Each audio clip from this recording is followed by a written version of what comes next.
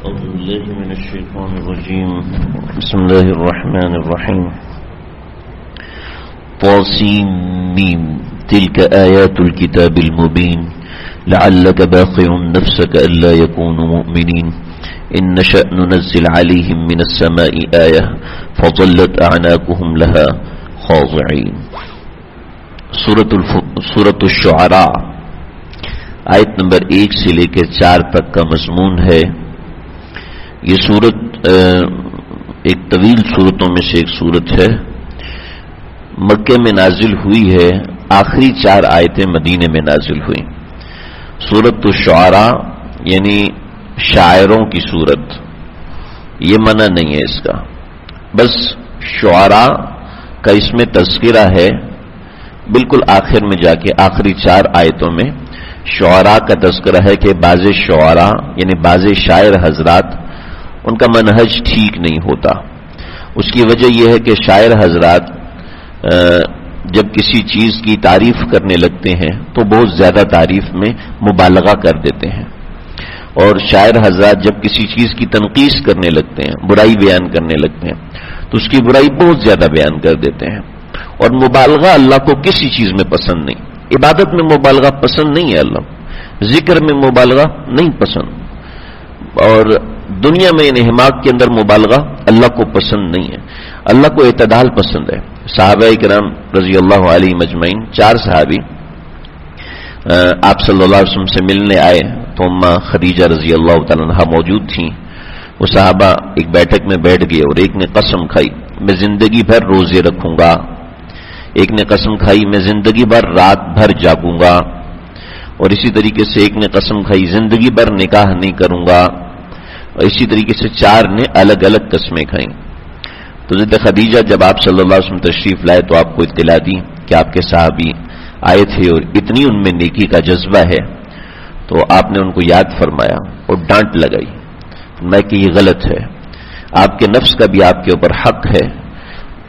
میں جو روزہ رکھتا ہوں مجھے اللہ کی طرف سے روزی دی جاتی ہے، تم لوگ ویسا روزہ نہیں رکھ سکتے. ہاں رکھنا چاہتے ہو ایک دن روزہ رکھو ایک دن افطار کرو، ایک دن روزہ رکھو ایک دن افطار کرو، یعنی روزہ بھی رکھو اور افطار بھی کرو. تو کسی بھی چیز میں مبالغہ اللہ کو پسند نہیں ہے.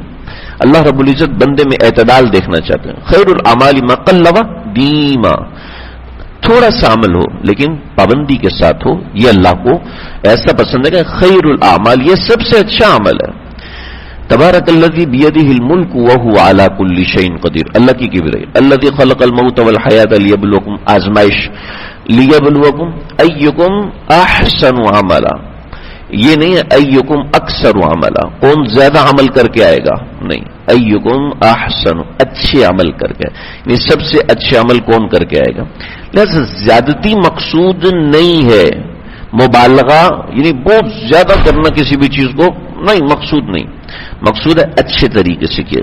تو اس صورت میں اللہ نے شاعروں کی جو ذم بیان کی وہ اس طرح اس وجہ سے بیان کی. ورنہ آپ صلی اللہ علیہ وسلم نے فرمایا ان من الشعر لحکمہ، بعض اشعار میں بڑی حکمت ہوتی ہے، بعض اشعار میں اللہ کی معرفت کی ایسی باتیں ہوتی ہیں جو عام زبان میں انسان نہیں سمجھا سکتا. بعض اشعار کے اندر ایسا موٹیویشن ہوتا ہے جو عام زبان میں نہیں ہوتا. مقفع مسجع عبارت کا ایک اپنا اثر ہوتا ہے. بہرحال وہ ہم بات اس موقع پہ کریں. یہاں پر سورۃ الشعراء اور یہ اس کے اندر بڑے عجیب و غریب مضامین ہیں، وقت کے ساتھ ساتھ آئیں گے. طاسیم میم حروف مقطعات میں سے ہے. اس کا معنی اللہ رب العزت ہی جانتے ہیں، اور اس کے حوالے سے میں تفصیل سے پیچھے بات کر چکا ہوں. لیکن ایک بات جو سمجھ میں آتی ہے، مولانا اسلم شیخ پوری صاحب رحمۃ اللہ علیہ فرمایا کرتے تھے اور دیگر مفسرین نے یہ بات لکھی ہے کہ حروف مقطعات میں اللہ کا ایک چیلنج موجود ہے. اس کا ترجمہ تو ہمیں نہیں پتا، ہم نہیں جانتے اس کا کیا معنی ہے. بعض حضرات نے ایسی کوشش کی ہے کہ عرب حضرات جیسے ہمارے آج کل تو یہ آج کل کے آج سے 10-20 سال پہلے یہ ٹرینڈ ختم ہو گیا تھا. پہلے جب گانے گاتے تھے تو اس سے پہلے ردم پڑے جاتے تھے، سارے گاما پادا نیسا اور اس طرح کے ردم پڑے جاتے تھے، اور ردم پڑے جاتے تھے. ان ردم کا کوئی پتہ نہیں ہوتا کیا مطلب ہے ان کا. تو چند حضرات نے یہ کہا کہ ایسے ہی یہ ردھم تھے عربی زبان کے اندر، تو وہ ردھم پڑھتے تھے حروف مقطعات کے ذریعے سے، اور اس کے بعد اپنی نظم پڑھا کرتے تھے، تو یہ ردھم کی طرح. تو الیاذ باللہ یہ بات نہیں ہے، ایسا معنی کسی بڑے مفسر نے، کسی بڑے محدث نے بیان نہیں کیا، اور نہ ہی عرب کی تاریخ میں ایسا کچھ ملتا ہے جو ایسا کہا جائے. بہرحال اس کا ایک جو مقصود ہے وہ سمجھانا، ایک چیلنج کرنا مقصود ہے. ترجمہ معنی تو ہمیں نہیں پتا، لیکن ایک چیلنج ہے کہ الف با تا سا یہ الفاظ ہیں، ایسے ہی طا سین میم یہ بھی الفاظ ہیں. انہی قسم کے الفاظ کو جوڑ کے ہم نے قرآن بنایا ہے، لہذا تمہیں بھی چیلنج ہے کہ ان الفاظ کو جوڑو، قرآن بنا کے دکھا دوں. دیکھنے کو یہ 26 الفابیٹس ہیں، 26 الفاظ ہیں، ان 26 الفاظ میں ہی قرآن بنا ہوا ہے، اس کے علاوہ کوئی لفظ نہیں ہے قرآن مجید میں. لہذا تم بھی ایسی ایک آیت بنا کے دکھا دو. چنانچہ ساری دنیا آج تک حیران ہے، کوئی بنا نہیں سکا. بنانے کی کوشش بہتوں نے کی، بہت سو نے کی. مسلمہ کذاب ایسا آدمی تھا، اس سے لوگ ملنے کو ترستے تھے، یعنی اتنا بڑا سیلیبریٹی مشہور تھا وہ.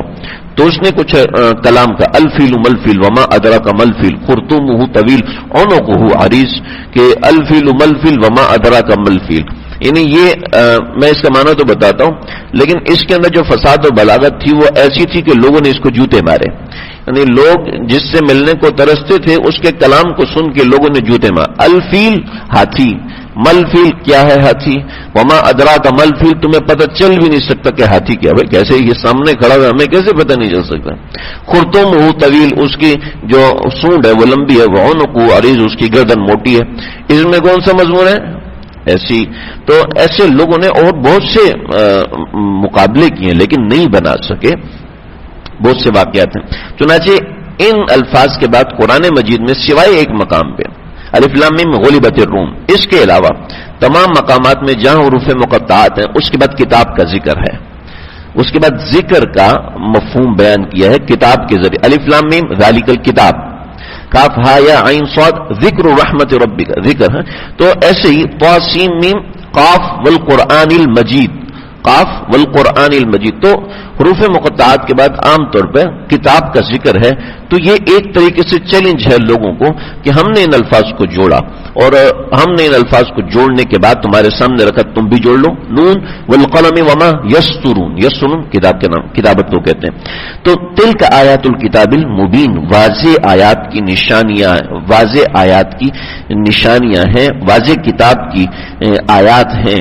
اور یہ جو آیات ہیں واضح کتاب کی ہیں، لہذا تمہارے سامنے بھی یہی الفاظ ہیں، کر کے دکھا دو. لعلک باخع نفسک الا یکونوا مؤمنین، یہ اس کے ترجمے میں بہت سے اختلافات ہیں. بعض حضرت نے ترجمہ ایسے کیا لعلک باخع نفسک الا یکونوا مؤمنین، شاید کہ آپ اپنے آپ کو ہلاک کر دیں کہ یہ لوگ مومن نہیں ہو رہے، اس فکر میں شاید کہ آپ اپنے آپ کو ہلاک کر دیں. بعض حضرت نے اس کو ترجمہ استفہام کے ساتھ کیا. استفہام کا مطلب یہ ہے سوالیہ، کیا آپ اپنے آپ کو ہلاک کر دیں گے کہ یہ لوگ مومن نہیں ہو رہے، تو کیا آپ اپنے آپ کو ہلاک کر دیں گے؟ ایسا نہ کریں. تو دونوں قسم کے معنی صحیح ہو سکتے ہیں، اور دونوں ہی بعض ترجمے مدارک نے لکھے ہیں، بعض تراجم ابن کثیر نے لکھے ہیں. تو بل دونوں ہی ترجمے اپنی جگہ پر صحیح ہیں. لعلک باخع نفسک الا یکونوا مؤمنین، اس سے سمجھ میں آتا ہے جو مصلح ہوتا ہے، جو شیخ ہوتا ہے، جو واعظ کرنے والا ہے، جو گھر کا بڑا ہے، جو اپنے بچوں کو نصیحت کرنے والا ہے، اس کے دل میں اپنی اولاد کے لیے درد ہونا چاہیے، لیکن درد ایک حد اعتدال میں ہونا چاہیے. ایسا نہیں ہے کہ ان کی ضرورت کے سامنے بالکل بچ جائے، ان کی ضرورت کے سامنے اپنے آپ کو مار دے، کاٹ دے. ایسا نہیں ہونا چاہیے، حد میں رہ کے ہونا چاہیے، حد سے ہٹ کے نہیں ہونا چاہیے. جی ہم کیا کریں، ہمارے بچے جو ہے وہ مانتے نہیں، اس وجہ سے ہم ان کو اسمارٹ فون دے دیتے ہیں. ہمارے بچے مانتے نہیں تو اس وجہ سے ہم ان کو میوزک چلا کے دے دیتے ہیں. تو بھئی اگر ہم ان کو نہیں دیں گے تو بچے گھر سے بھاگ جائیں گے، بچے غوا ہو جائیں گے، کوئی دوسرا ان کو ورگلا لے گا. تو بھئی بات یہ ہے کہ حضرت نوح علیہ السلام کا بیٹا کافر ہو گیا، لیکن حضرت نوح علیہ السلام نے اللہ کے قانون کو نہیں توڑا. تو ہمارے سامنے بات واضح ہے، ہم طریقے سے تربیت کریں، طریقہ کار سے بتائیں، اپنے آپ کو سمجھدار نہ سمجھیں، جو اللہ کا قانون ہے اسی کے مطابق، کہ شفقت ایک حد میں ہو. اے پیغمبر آپ بھی شفقت ایک حد میں رکھیں، اس سے آگے شفقت نہ رکھیں. کیوں؟ وجہ یہ کہ ان نشأ ننزل علیہم من السماء آیہ، اگر ہم چاہتے تو ہم آسمان سے ایک ہدایت ضرور اتار دیتے. فَظَلَّتْ أَعْنَاقُمْ لَهَا خَاضِعِينَ, اور ان کی گردنیں اس کے سامنے جھک جاتی. لازمی مان لیتے یہ ہماری بات کو, ہم ایسی نشانی دکھاتے کہ یہ مان کے ہی رہتے, اس سے ہٹ سکتے ہی نہیں تھے, لیکن ہم نے نہیں دکھائی. کیوں نہیں دکھائی؟ اس لیے کہ یہاں پر اللہ نے ہماری عقل پہ چھوڑا ہے. جیسے فرشتوں کے اوپر اللہ نے زبردستی کی, وہ عبادت کرتے ہیں, وہ سب کچھ کرتے ہیں, تو فرشتوں کے اوپر تو کوئی امتحان نہیں. تمہارے اوپر امتحان ہے, تمہارے سامنے خیر بھی ہے اور شر بھی ہے. اب تمہاری مرضی ہے کہ خیر کو اپناؤ یا شر کو اپناؤ. دنیا دارالاختیار ہے, دنیا دارالاختیار اردو میں کہہ رہا ہوں, لیکن عربی میں اس کو کہیں دنیا دارالاختبار ہے, یعنی دنیا امتحان کی جگہ ہے.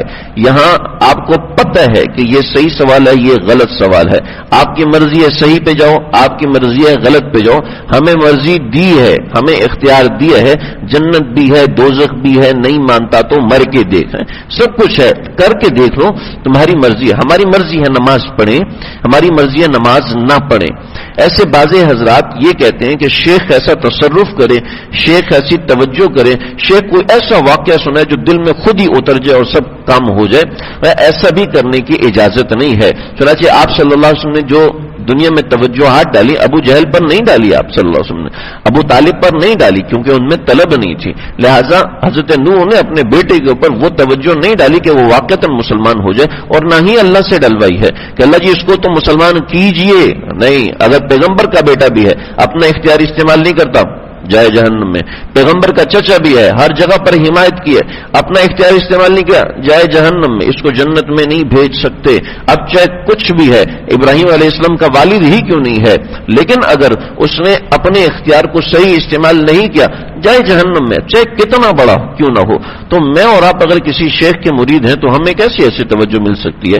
چنانچہ اللہ نے ہمیں اختیار دیا ہے کہ تم اپنی توجہ استعمال کرو, کہ اس توجہ کو صحیح ڈائریکشن میں تم ڈالنا ہے, اس توجہ کو غلط ڈائریکشن میں تم ڈالنا ہے. اب ہماری محنت ہے ہم حرام طریقے سے کریں, ہماری محنت ہے ہم حلال طریقے سے کریں, یہ ہمارے اپنے اوپر موقوف ہے.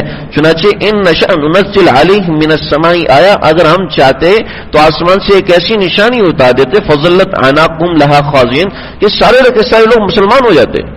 لیکن ہمیں مسلمان نہیں چاہیے, ہمیں وہ چاہیے جو ہماری خاطر قربانی دے, جو ہماری خاطر مجاہدہ اٹھائے, ہمیں وہ چاہیے. صرف سر جھکانے والے ہمیں چاہیے ہوتے تو وہ تو فرشتے بھی بہت تھے. صرف عبادت کے لیے صرف سر جھکانے والے نہیں, بلکہ اپنے اختیار کے ساتھ سر جھکانے والے ہوں, یہ اصل بندگی ہے. یہ اصل کوئی کہے جی مجھے تو گناہ کا خیال ہی نہیں آتا, تو یہ کوئی اتنی بڑی بات نہیں ہے. ہاں, گناہ کا خیال آتا ہے, وسوسہ آتا ہے, گناہ کرنے کا جی چاہتا ہے اور مر رہا ہے گناہ کرنے کے لیے, لیکن نہیں کر رہا. کیوں؟ اپنا اختیار استعمال. یہ اللہ کے نزدیک مقبول ترین ہے. جس کو وسوسہ ہی نہیں آ رہا وہ ایسا مقبول نہیں ہے.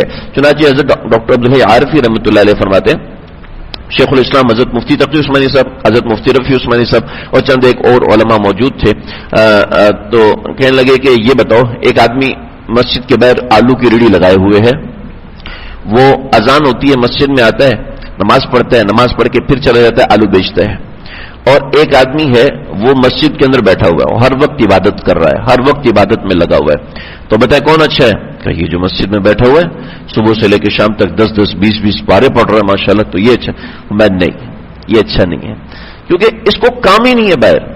ہاں, وہ اپنی نوکری چھوڑ کے آتا ہے, دل اس کا آلو کی ریڑھی میں لگا ہوا, کوئی میرے آلو چوری نہ کر لے, کوئی گاہک آئے وہ واپس نہ چلا جائے. یہ اللہ کے ہاں زیادہ مضبوط ہے. اس لیے اس آیت کی روح سے ان نشأ ننزل علیہم آیا, اس کو تو ایسی نشانی ملی ہوئی ہے, اس کو تو ہر چوتھے دن کوئی ایسا مسئلہ وہ مسجد میں پکا ہوا پڑا ہے, اب اس کو مسئلہ نہیں. لیکن یہ جو باہر سے مجاہدہ کر کے آ رہا ہے, بھاگ رہا ہے, دوڑ رہا ہے, 1 منٹ رہ گیا, بھاگو دوڑو مسجد میں پہنچو, یہ اللہ کے نزدیک بڑا مقبول ہے. ہاں, کسی عذر کی وجہ سے ایسا ہو رہا ہے تو پھر ایسا نہیں ہے کہ نماز کے ٹائم میں گھر میں بیٹھے ہوئے گپے مارے, اب 1 منٹ رہ گیا تو اب بھاگ رہے, یہ مطلب نہیں ہے. تو یہ چیز ہے کہ جو قربانی دے کے اللہ کے راستے میں آتا ہے, جو قربانی دے کر کام کرتا ہے, اللہ کے ہاں وہ بڑا مقبول ہوتا ہے. اللہ مجھے آپ ہم سب کو سمجھنے کی توفیق عطا فرمائے.